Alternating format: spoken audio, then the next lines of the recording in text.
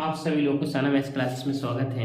आज हम 2023 के पेपर को मैं लेके आया हूँ। उसमें तीसरा और चौथा क्वेश्चन को हम सॉल्व करेंगे। देखिए किस प्रकार का क्वेश्चन है।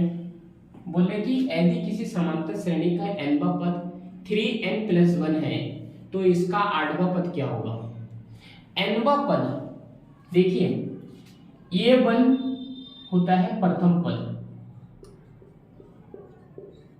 A2 होता है द्वितीय पद यानी कि दूसरा पद, और ऐसे A3 तीसरा पद है, A4 चौथा पद है। हमसे पूछे कि nवां पद ये दे रखा है यानी कि an दे रखा है। कितना दे रखा है ये an 3n+1 दे रखा है। ये an का वैल्यू कितना दे रखा है 3n+1 दे रखा है। हमसे पूछा है तो इसका 8वां पद ज्ञात करो, तो A8 का वैल्यू ज्ञात करना है। देखिए 8वां पद अगर n की जगह 8 आया है तो यहाँ पे इस तरफ भी जहां जहां n है वहां वहां आपको 8 लगा देना है। तो हो जाएगा 3 इंटू n 8+1, तो 8 या 24 और +1 इजिकल टू कितना हो जाएगा 25।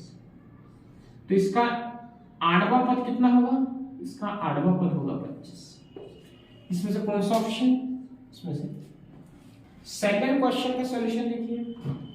इस क्वेश्चन को दो तरह से बनाया जा सकता है। हमसे बोले कि यदि sin a = 1/2 तो cos a का मान क्या होगा। देखिए चौथे का आंसर, अच्छा कुछ बच्चों को होगा कि हमने तीसरा और चौथा क्यों डाला, तो मैं बता दूं कि फर्स्ट और सेकंड क्वेश्चन की वीडियो पहले आ चुकी है, ठीक है, तो उसको देख लीजिएगा, क्योंकि ऐसे हम सारे क्वेश्चनों को सॉल्व कर देंगे। जो एक नंबर वाले क्वेश्चन है उसको सबसे पहले सॉल्व करेंगे और उसके बाद फिर दो नंबर वाले, इस तरह से सारे पेपर को हम सॉल्व करेंगे। करीब 5 पेपर कम से कम मैं बना दूंगा। मैं आप लोगों को पेपर तक 5 पेपर कंप्लीट हो जाएगा, 5 पेपर मैं बना दूंगा। इधर देखिए अब कहानी ये है कि sin a = 1/2 तो cos a का मान क्या होगा। देखिए sin a = 1/2, हम ये जानते हैं कि sin a = 1/2 का वैल्यू sin 30 भी होता है। कितना होता है, sin 30 भी होता है। अब इस sin से ये sin कैंसिल हो जाएगा तो a का वैल्यू कितना हो जाएगा 30 हो जाएगा। a का वैल्यू कितना हो जाएगा 30। हमसे क्या पूछा है, cos a का वैल्यू ज्ञात करो। cos a = क्वेश्चन मार्क, तो cos अगर 30 का वैल्यू मैं बताऊं तो cos 30 का वैल्यू कितना होता है, cos 30 का वैल्यू होता है √3/2।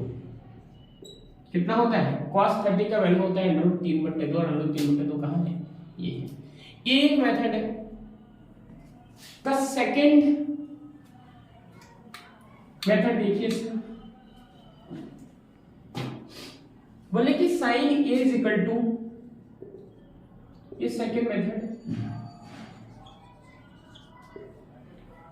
sin a = 1/2 दे रखा है। हम जानते हैं sin थीटा में L/K/A, तो sin थीटा में लगता है लंब बटे कर्ण। इसका मतलब है कि sin थीटा होता है लंब बटे कर्ण होता है। तो अगर sin a की बात करो तो यह लंब बटे कर्ण 1/2, और ट्रिग्नोमेट्री लगता है किसमें, समकोण त्रिभुज में लगता है। ट्रिग्नोमेट्री समकोण त्रिभुज में ही लगता है। तो मैं अगर इसको बोल देता हूं कि ये a है, ये b है, ये c है, और इन्होंने थीटा क्या लिया है, एंगल ये लिया, तो ये इसके हिसाब से लंब और आधार डिसाइड होता है।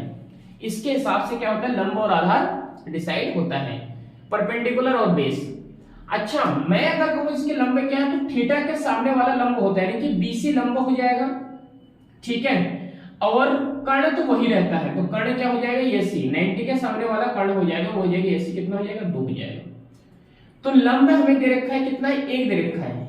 लंब कितना दे रखा है 1, तो इसमें पाइथागोरस प्रमेय लगाएंगे। तो लिखोगे त्रिभुज ABC में पाइथागोरस प्रमेय से, पाइथागोरस प्रमेय से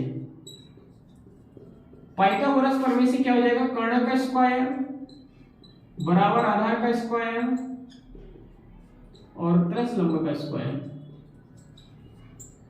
ठीक है, कर्ण कितना है 90 के सामने वाला यानी कि AC का स्क्वायर बराबर आधार कितना है BC का स्क्वायर और प्लस लंब में कितना है AB का स्क्वायर। AC कितना है 2 यानी कि 2 का स्क्वायर, BC कितना है 1 का स्क्वायर प्लस AB हमें पता नहीं, 2 का स्क्वायर 4 हो जाएगा और ये 1 का स्क्वायर 1 ही होगा और इधर ये प्लस का उठ के इधर आएगा तो माइनस का 1 हो जाएगा इज इक्वल टू AB का स्क्वायर। 4 में से 1 के कितना बचेगा 3 यानी कि AB और यहां से स्क्वायर हटेगा तो इसका रूट आएगा यानी कि AB का वैल्यू हो गया √3।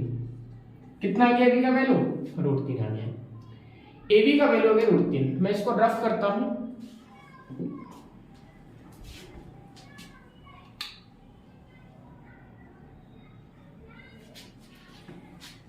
अब हमें चाहिए क्या चाहिए, हमें चाहिए cos A और cos यानी कि sin cos यानी कि आधार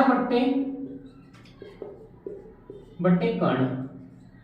अगर थीटा हम A लेते हैं तो थीटा अगर ये है तो उसके हिसाब से आधार है AB और कर्ण तो वही रहेगा AC, तो आधार कितना हो जाएगा AB √3 है और कर्ण कितना हो जाएगा 2 √3, तो cos A का वैल्यू हो जाएगा √3/2। तब भी ये वैल्यू कितना नहीं इतना है। तो आज के लिए इतना ही और आपसे अगले क्वेश्चन में कल मिलता हूं।